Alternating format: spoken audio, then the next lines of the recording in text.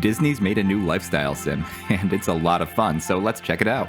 Dreamlight Valley is Disney's response to this ever-growing trend of lifestyle simulators. With games like Animal Crossing and Stardew Valley selling tens of millions of copies each, Disney had to get in on the action, and what they've created is excellent. The valley is filled with all kinds of lovable Disney characters, from Elsa all the way up to Mickey Mouse. And you're going to become friends with all of them throughout the game. You can build and upgrade your house, farm for vegetables, fish in the oceans, and create a thriving town. The map is really customizable, even more so than a lot of its competitors, so you can really turn the valley into your own. With all these options, there's a lot to learn, so let's get right into it. Let's start by looking at the screen. On the top left corner, you'll see a stamina bar. You'll use stamina doing most actions like fishing, mining, and farming, and you can gain it back by heading home or by eating something you've either cooked or foraged.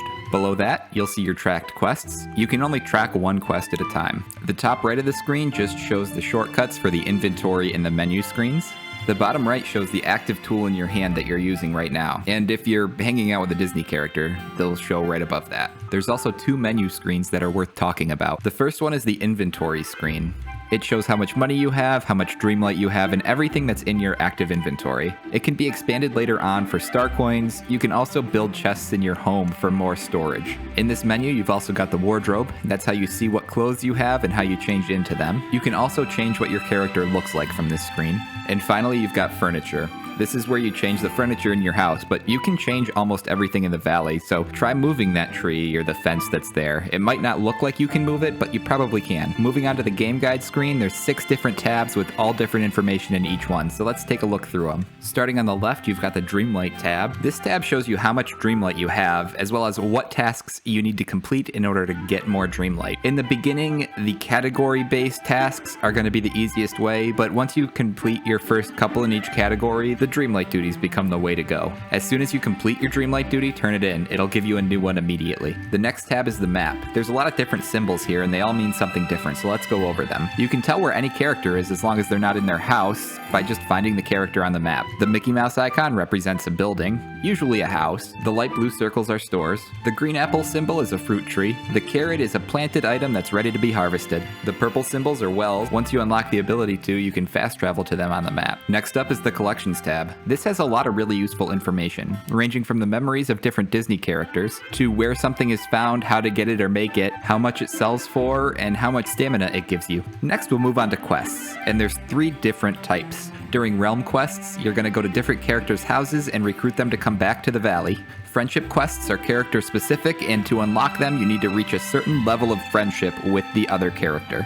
And story quests generally guide you to bring the valley back into its full glory. The quest tab also allows you to choose which quest you're tracking, so that you can see it even when you're not on the screen. The next tab is the events tab. This is where you use the moonstones, which are the in-game currency that you can purchase with real money. The events are a time-limited journey that allow you to collect cosmetic items that aren't helpful to you in the game, but they look cool, and they're only obtainable for a limited time. These last generally around a month, and just kind of give you another goal to reach. You earn the star points to buy the rewards by completing the duties on the second page. They are totally different than anything else in the game, and they don't really impact gameplay. Finally, you've got the settings tab. This is going to look different depending on which console you're playing on. On the bottom though, you'll see you can click this to save the game, even though the game does autosave periodically. And that covers most of the screens. Let's take a look at the gameplay itself. I'll try to avoid spoilers, but there's gonna be a few. So if you want to skip ahead, feel free, but I do have quite a few tips and tricks for you through this section. So after Merlin has given you the free house, he's gonna send you out to go looking for tools.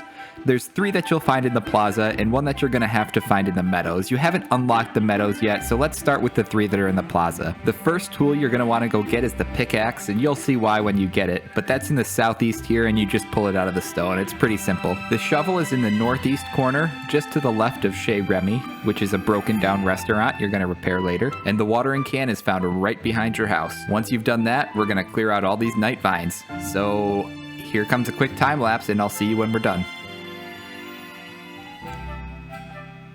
So now that this is clear and we have our pickaxe, we're going to go ahead and unlock the meadow. You just mine the stone at the bottom of the stairs. And we're going to go ahead and clear out the vines all over again.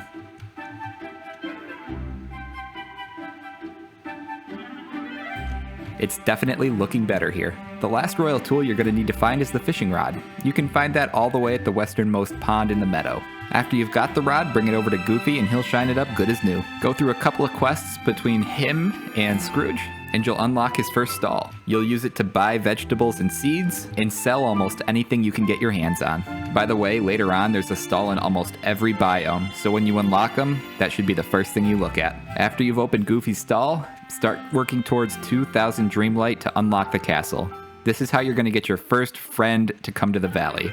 You've got your choice of a few different ones, and I won't spoil anything for you, but there's some great options in there. After you've done a few more story quests, you're going to unlock the beach and the ability to buy other biomes. And this is where that Dreamlight comes in handy, because some of the biomes cost upwards of 15,000 Dreamlight to open. It's kind of crazy. Then just keep doing quests for Scrooge until you can finally upgrade your house. That'll get you through the beginning part of the game, but there's a few tips and tricks I wanted to talk about too. First one is to always hang out with your friends. It's the best way to level up your friendship, and it makes the game feel a lot more like a community. Tip number 2 is to farm for carrots and tomatoes for big dollar returns. And don't forget to bring your farming friends along. The next tip is to fish up red and blue spots when you see them. That's where the big dollar fish come from. If you need to relax for a little while, gems sell for a lot of money but can take some time to get. So wandering around with your mining friends and harvesting gems, it can get you some money as well. Even before you formally unlock crafting from Scrooge McDuck, there's a crafting bench outside of Mickey's house that you can use. You should periodically check inside your friends' houses. The chests that you get the first time you go in there respawn, and different things spawn inside of them, so you can take a look and sometimes you'll be surprised at what you find. When you complete an action, sometimes 8 or 10 things will fall on the ground. If you can collect them all before they disappear, you're going to get a large bonus of extra items. So give it a shot next time. And finally, remember that you can change anything in the valley, not just in your home, but in the valley itself. So take your time, craft your dreams, and create your own paradise. This game is a blast, and I'm really happy with it. And it's only going to continue to improve as Disney continues to update it.